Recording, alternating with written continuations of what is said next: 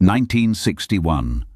A newspaper ad offers $4.50 for 1 hour of your time. A simple study of memory and learning. Imagine for a moment that you answered it, that the man they chose that day was you.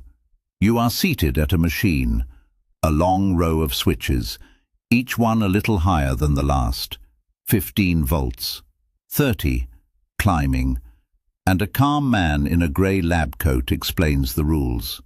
Every time the learner next door gets an answer wrong, you raise the voltage, and you press.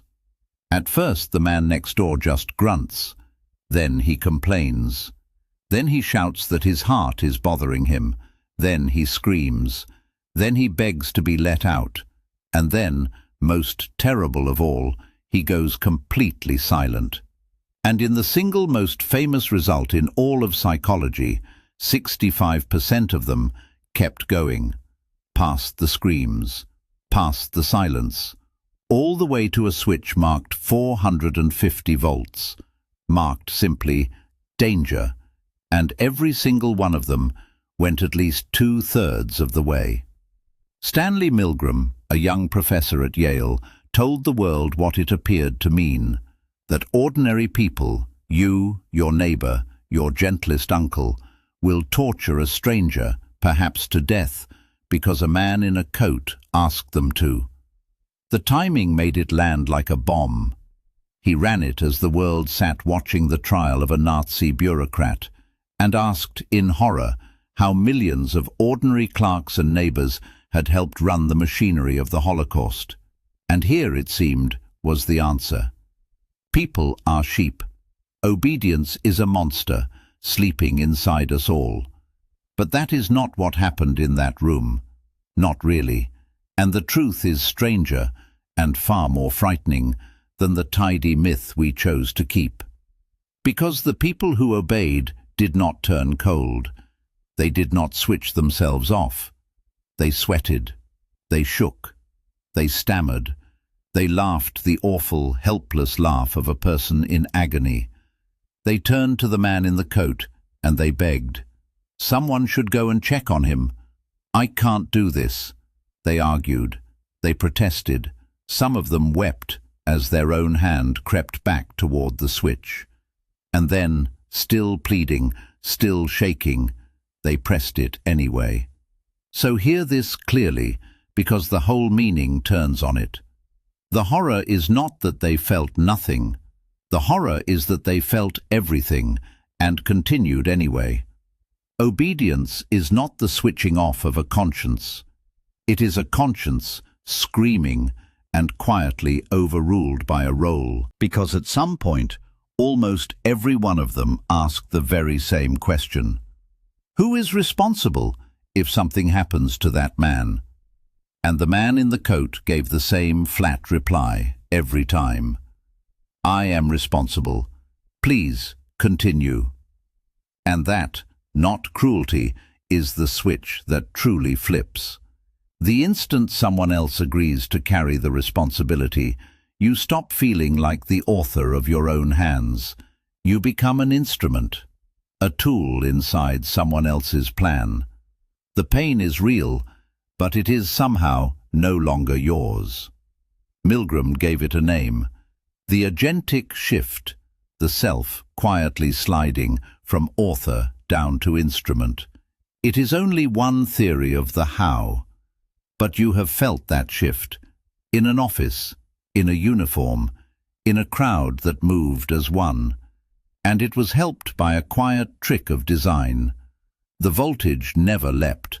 It rose 15 small volts at a time, so there was never one monstrous step to refuse, only ever the next small one, barely worse than the last. And you already pressed the last one. So how exactly do you justify stopping now? It is a staircase with no landing to stand on. And now, the part the famous number quietly buries. Milgram did not run this once. He ran it around 24 different ways, and the number swung violently. Move the man in the coat out of the room, let him give his orders down a telephone, and obedience collapses, from 65% down to around 20%. Put the victim in the same room, his body in plain sight, and obedience falls again. Make the teacher hold the man's own hand down onto the plate, feel the flinch in his fingers, and it falls further still. The closer the harm gets to your own skin, the harder the whole spell becomes to hold. And the most hopeful result of all of them: place one other person in the room who simply refuses, who stands and says, "No, I will not do this," and obedience very nearly vanishes. One visible act of defiance, and almost everyone finds their own. So obedience is not a fixed fact, stamped into human nature. It is a dial, turned by the room, by distance, by company, by who is watching, and by whether anyone says no. It is not simply what people are. It is what a situation does to people. And you deserve the honest version of this too, because the tidy story was, in part, stage managed. Move the study out of grand old Yale into a run-down office in a shabby town, and the obedience drops. It was borrowing the building's authority all along. The man in the coat was meant to give 4 calm prompts, and nothing more. On the surviving tapes, he does not. He improvises, he pressures, he badgers the people trying desperately to stop. And here is the strangest crack of all. His final line, "You have no other choice," worked worst of all. Told flatly that they had no choice, many people did the opposite. They stopped, as if obedience needs the comforting fiction that you are still, somehow, choosing it. So the real experiment was far messier than its legend, and some who obeyed seem to have half suspected it was all fake. Yet we kept the clean, damning number, because Monsters Obey is a far more comfortable story than the one waiting underneath it, that a situation can quietly author us, and that, mostly, we let it. So the question this experiment actually puts to you is not the one you were handed. It is not, would a monster do this? It is, at what voltage do you stop being the author of your own actions? Because you have handed your authorship away 100 times, in small, forgettable ways. I was only following policy. It wasn't my call. I was told to. Everyone else was doing it too. So understand exactly where the real danger lives.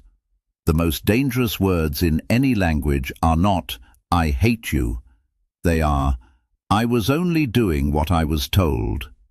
Evil, on a vast scale, has rarely needed monsters. It has needed ordinary people who quietly stopped signing their own name to the things that they did. And here is the hard part. You cannot trust your own horror to save you. Milgram's people felt sick to their stomachs and obeyed regardless. The trembling hand still pressed the switch. What breaks the spell is not more guilt. It is taking the pen back into your own hand, and the variations quietly handed you the exits. Get close to the harm you are doing. Abstraction is the anesthetic. A number on a form is easy to sign. A face, a flinch, a hand beneath your own is not.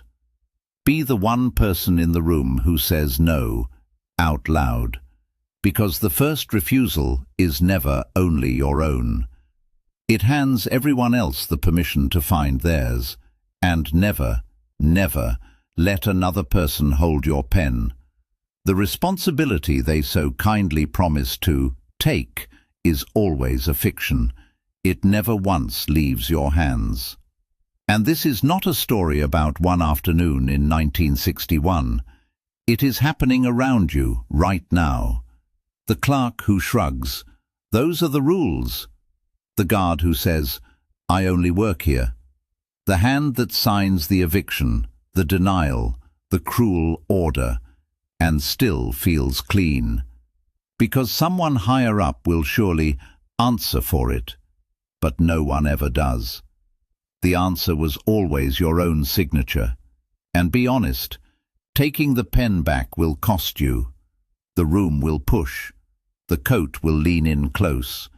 That price is the whole reason so few people ever pay it, and the whole reason it means everything when you do.